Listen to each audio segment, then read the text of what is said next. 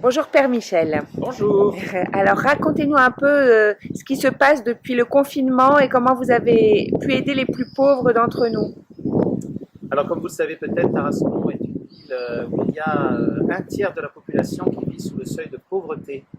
Donc, c'est déjà une ville emblématique de tous ces problèmes économiques et sociétaux de façon ordinaire, mais avec bien sûr l'épidémie, la situation, vous devez bien le comprendre, notamment à cause des emplois précaires et notamment aussi de la fermeture de tous les restaurants et lieux d'accueil d'une ville qui est quand même aussi touristique comme Tarascon. Donc il y a une grande précarité. Puis il faut dire aussi qu'il y a beaucoup de gens qui travaillent dans les champs, pas toujours déclarés, et, ou ailleurs d'ailleurs, pas seulement dans les champs, même plutôt ailleurs, qui ne sont pas déclarés. Voilà. Donc du coup, qui ont perdu complètement leur travail. Nous avons aussi quelques étudiants, quelques jeunes qui se trouvaient loin de leur famille pour des raisons d'études et qui du coup sont bloqués et n'ont aucun moyen de subsistance. Quoi, voilà. Donc du coup, j'ai eu l'idée de, si vous voulez, de téléphoner à Monsieur le maire pour lui demander s'il avait besoin d'aide, puisque des paroissiens étaient prêts à donner un coup de main pour venir en aide, disons matériellement. Voilà. Alors j'ai été en lien avec le CCAS de la commune, avec Madame L'Avenir, qui est sa responsable, et avec elle, on a mis au point donc un accueil des personnes en difficulté, des plus démunies. Donc on a eu une première liste de personnes qui étaient répertoriées par le CCAS en grande précarité. Donc c'était 14 personnes en fait au départ. Et donc dès le mercredi du premier jour de confinement, on a organisé donc l'accueil de ces personnes. Alors en fait au départ c'était en lien avec un paysan de la région, un agriculteur qui, ne pouvant écouler évidemment ses produits, a décidé de les offrir à la paroisse pour les plus démunis, sans contrepartie évidemment. Donc c'est ce que nous avons fait. Nous recevons donc le mercredi, tous les mercredis depuis le début du confinement, de 10h à midi, des personnes en précarité qui ont besoin d'aide. Et donc je suis en lien avec cet agriculteur qui vient donc le mercredi livrer ses produits. Nous les stockons dans la salle Sainte-Marthe de la paroisse, mais ça ne suffisait pas, puisque très vite nous sommes passés à 27 personnes, puis 70, 109 mercredi dernier, et là aujourd'hui certainement beaucoup plus. Donc comment faire? Alors je me suis mis en lien avec le Secours catholique qui avait fermé ses locaux et qui avait une épicerie solidaire qui marchait très bien. La responsable m'a donné autorisation de prendre les produits de l'épicerie solidaire et donc nous faisons un mix entre les produits frais produits par le paysan et bien sûr l'épicerie solidaire. Voilà. Alors nous faisons des colis assez conséquents, bien sûr en rapport du nombre de personnes qu'il faut aider dans une famille. Nous avons des familles de 5, 6 enfants, hein, ici à Tarascon, des familles très pauvres, avec chargées d'enfants. Voilà. Donc ceux-là, évidemment, ils ont des sacs pleins hein, de nourriture pour pouvoir tenir. Voilà. Et puis, quand la personne est seule, elle a un peu moins quand même, bien sûr.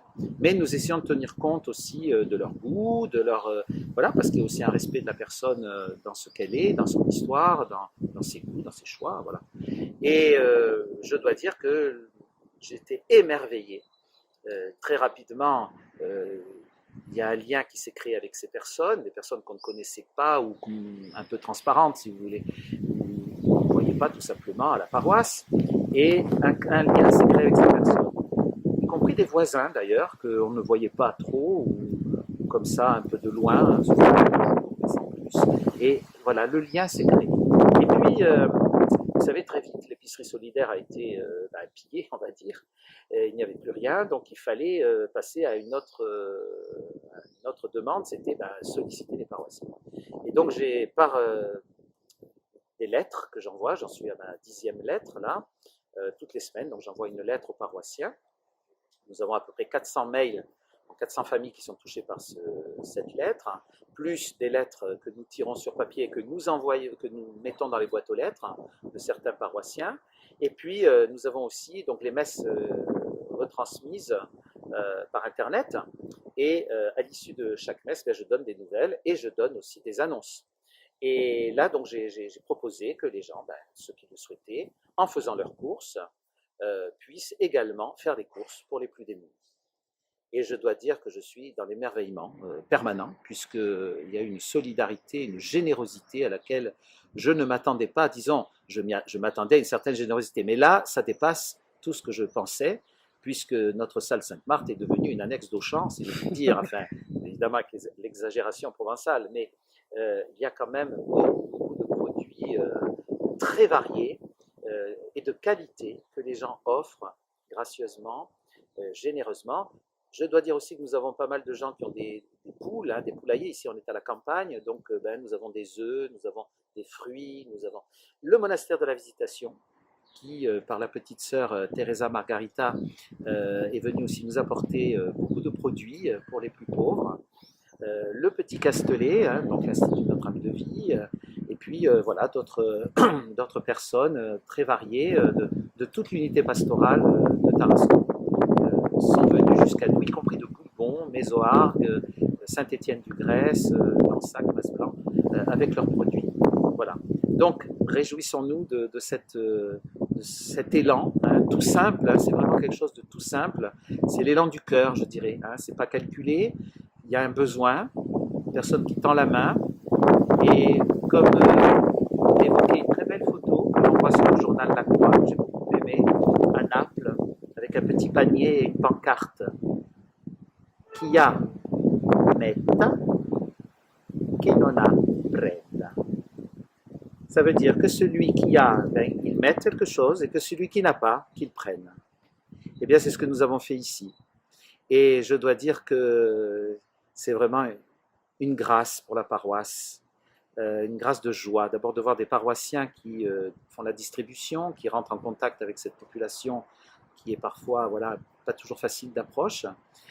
C'est une belle expérience évangélisatrice, c'est une belle expérience humaine, tout simplement, et d'amour. Je dirais c'est quand même ce mot qui peut-être peut le mieux résumer tout ce qui a été vécu dans notre paroisse depuis ce début du confinement. Je dois dire aussi que nous avons beaucoup de chance. Sainte-Marthe, Notre-Dame du Château, les saints Roch, Sébastien, qui sont très honorés ici et depuis toujours dans la région, nous pouvons rendre grâce. Il n'y a pas eu de malades graves, gravement atteints, il n'y a pas eu de décès.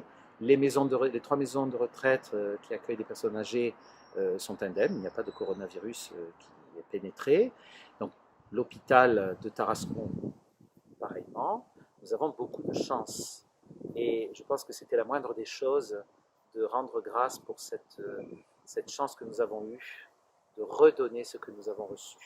Voilà. Et moi, je suis très heureux de voir ce grand élan et aussi, j'espère, ces grands fruits qui vont être produits à l'issue de cette sortie d'épreuve. Voilà. Qui pour nous, à la campagne, c'est beaucoup moins stressant, beaucoup moins difficile qu'en ville, dans la région parisienne ou même dans la banlieue marseillaise. Ici, nous avons... Pendant le confinement, il y a une pauvreté qui s'est installée, voire même presque jusqu'à la maladie parfois, avec effectivement l'absence de contact, l'absence de relations humaines, l'absence de messe pour nous les catholiques. Et donc tout ça fait que en fait, les gens commencent à déprimer un petit peu. Alors pour éviter ceci, nous avions prévu, déjà même au début du confinement, nous avons prévu en fait d'essayer d'aller vers les gens. Ça me fait penser à une histoire, on disait si tu ne viens pas à la Gardère viendra à toi. Et quelque part, en fait, c'est ce qu'on a voulu faire. C'est-à-dire, les gens qui s'enferment dans leur confinement, des fois, ils n'ont plus envie de sortir de ce confinement. Et nous avons essayé. Alors, nous avons essayé d'aller vers eux à travers beaucoup d'activités. Mais bien sûr, toutes ces activités sont à travers le téléphone, à travers le papier, à travers la télévision, enfin l'ordinateur, YouTube. Et alors tous ces papiers, tout ceci a permis en fait de garder des liens. C'est-à-dire que les gens chez eux, qu'ils soient chez eux en bonne santé, qu'ils soient chez eux parce qu'ils n'osent pas sortir, qu'ils soient chez eux parce qu'ils sont malades, eh bien, ils vivent quand même leur spiritualité. Ils la vivent encore. Ils la vivent à travers, ils reçoivent régulièrement sur Internet ou par téléphone beaucoup d'informations, et en particulier des reportages. Ils reçoivent les miracles eucharistiques, ils reçoivent plein de reportages. Ensuite, ils reçoivent toutes les lettres du Père Michel. Nous sommes à la 10e lettre. Le Père Michel fait des lettres. Toutes les semaines, nous faisons une lettre. Et dans cette lettre, nous rappelons aux gens tout ce qui s'est fait avec les messes, les intentions de messe, les intentions de prière, tout ce qui s'est fait. Et aussi, on rappelle aux gens tout ce qui va se faire. On met la table devant la porte, comme ça empêche les gens de rentrer et de voir ce qu'il y a. Et ensuite, effectivement, moi, à chaque fois, je leur demande leur nom, le nombre de personnes qui sont, s'il y a des enfants ou pas, voilà. Et en fonction de ça, effectivement, on prépare les paquets. Voilà. Après, on va leur demander s'ils veulent des produits d'hygiène, des couches, ça c'est bon, des jouets, ça j'allais dire c'est en plus. On prépare un colis type pour tant de personnes. Bon après si les gens, par exemple pour les légumes, on leur demande, voilà il y a ça comme légumes, est-ce que vous en voulez ou pas? Il fallait au milieu, et puis j'ai essayé de réfléchir un peu à ce qu'on avait fait les autres fois, puisque c'est la 5e ou 6e semaine, et puis d'être un peu pragmatique, mais en demandant les conseils aux grandes familles, c'est-à-dire Véronique qui a eu 7 enfants, Lucie 4, donc voilà, et comme on a fait, j'ai noté tous les ingrédients, les types de familles, 1, 2, 3, 4, 5, 6, 7, et puis après les colonnes. Et du coup, Et du coup, oui, en suivant l'ordre de rangement, il suffit de passer comme ça avec la feuille, et puis de disposer idéalement sur le centre ce qu'on met, sur les tables du centre des produits, et après de mettre dans les sacs qui nous sont donnés. Aujourd'hui, c'est une personne qui dit là, il faut ça, il faut ça, il faut ça, et la personne dépose au milieu. Et du coup, je pense que c'est pas une mauvaise méthode. D'être à deux, ouais. Voilà. Parce que c'est pas forcément évident à lire. Et puis il y avait des petits détails, privilégier les légumes frais, pour les produits hygiéniques, demander ce dont ils avaient besoin aussi. C'était mieux cette semaine, t'as l'impression que vous vous améliorez? J'ai l'impression qu'à l'unanimité des personnes qui étaient là la semaine dernière, c'était beaucoup mieux. Plus facile. Plus facile et en même temps je pense que ça a été mieux réparti. La semaine dernière, ça donnait l'impression que tout partait sans... Alors que là, à la fois ça part et en même temps, ça reste plus cohérent dans la vie. Je pense, alors service c'est 40, à peu près une trentaine, et après pour plus de 90 personnes je pense. Ça augmente? Par rapport à la semaine dernière, non, c'est à peu près pareil. Mais par contre avec des gens qui ne sont pas revenus, des gens nouveaux. C'est bien. Robert Chauvet, président de la Vénérable Confrérie Notre-Dame du Château, et donc qui est agriculteur à Châteaurenard, mais qui est paroissien de Sainte-Marthe depuis des années, des décennies même. Magnifique. Et qui donc offre sa production pour les plus démunis et les personnes en difficulté. Vous filmez là? Voilà. D'accord. Voilà. Il y a un autre paysan aussi qui s'appelle Bruno Emmerich, où on est allé aussi chercher des salades chez lui. Voilà, donc il y a toute une solidarité qui se met en place autour du monde paysan, si important pour Tarascon. Mais là, c'est vrai, ça devient une petite ruche. Oui, c'est magnifique. C'est magnifique. Ouais, c'est magnifique. Merci. La générosité des paroissiens est extraordinaire. Voilà.